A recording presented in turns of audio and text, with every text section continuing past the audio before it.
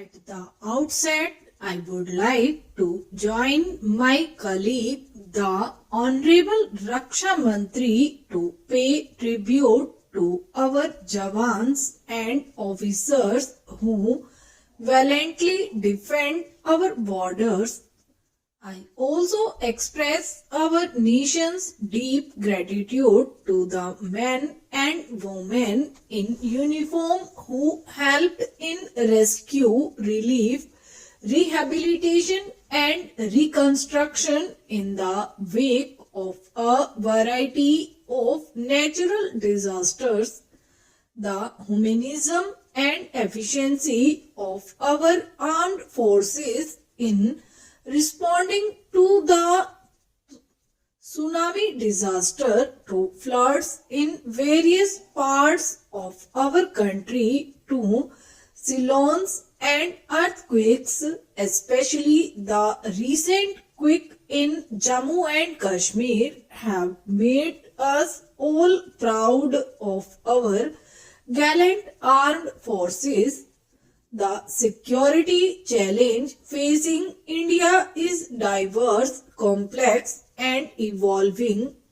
That is to be expected given our size, our location, our historical legacy and increasingly our expected role in the emerging multipolar world. The end of the Cold War, increasing global interdependence and the trans-border nature of many threats have made strategic concepts developed in a bipolar world somewhat irrelevant. The United States is today the dominant economic, military, technological and cultural power. However, it can be anticipated that the European Union, Russia, China, Japan and India will consolidate their individual positions to play a global role. We must evolve a new paradigm of security cooperation relevant to an emerging multipolar world in which global threats obtain global responses. This is precisely what India has sought to do. We have entered into strategic partnerships with the United States, Russia, Japan and the European Union and are pursuing strategic cooperation with China. Today, nations are engaged simultaneously both in competition and cooperation. While the international community has made some progress in evolving a rule-based order for managing the economic and commercial dimensions of globalization, the absence of an effective rule-based order is accurately felt in addressing contemporary security threats such as terrorism and the increase of weapons of mass destruction. Simultaneously, globalization has sharpened the threat posed to us by instability in both our immediate and our proximate neighborhood. Along with this, we must also be mindful of the desire of extra-regional powers to keep us engaged in low-intensity conflicts and local problems to weigh us down in a low-level equilibrium. To meet these challenges based on three broad pillars. First, to strengthen ourselves economically and technologically. Second, to acquire adequate defense capability. With this in perspective, India too is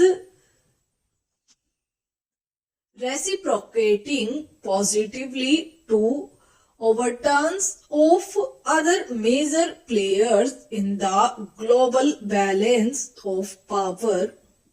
No doubt this involves sophisticated bargaining with each of them.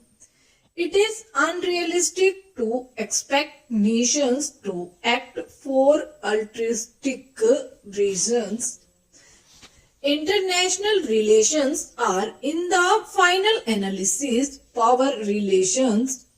This balance of power politics in international relations is more sophisticated than during the Cold War era. We must learn to deal with this new reality and plan our long-term security based on a proper appreciation of these evolving trends. Consequently, we should develop friendly interactive relations with as many major powers as possible. For the armed forces, such interaction should encompass weapon and equipment acquisition, joint development of systems, and evolution of defense doctrines. This will help in securing wider international support when we need it most. In the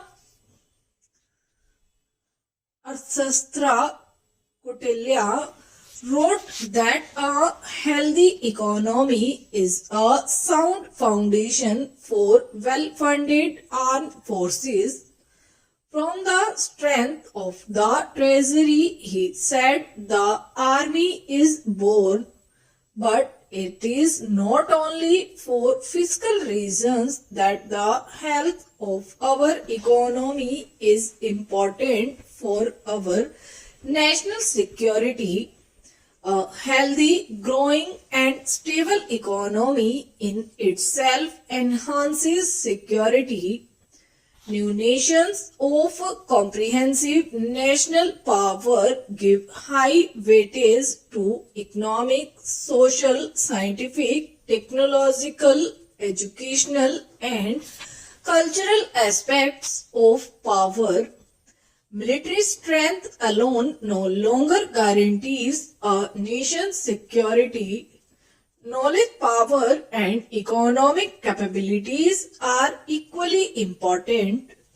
I am sure that our defense community recognizes that economic progress has enabled accelerated equipment modernization.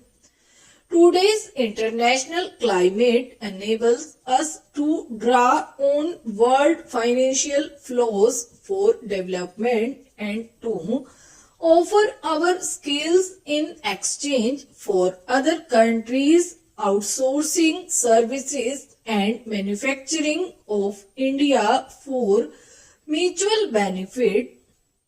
Our armed forces have always been assured that our government will never shy away from finding funds for our defense requirements, and I endorse what the defense minister he said in his address.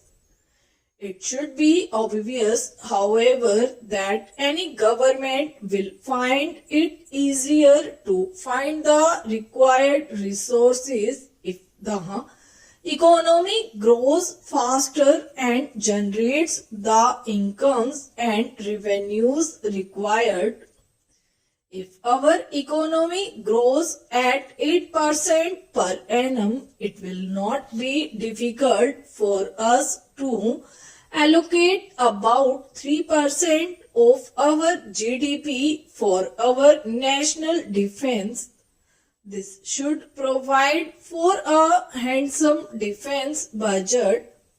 Hence, our priority is to pursue policies to generate faster economic growth and mobilize more resources.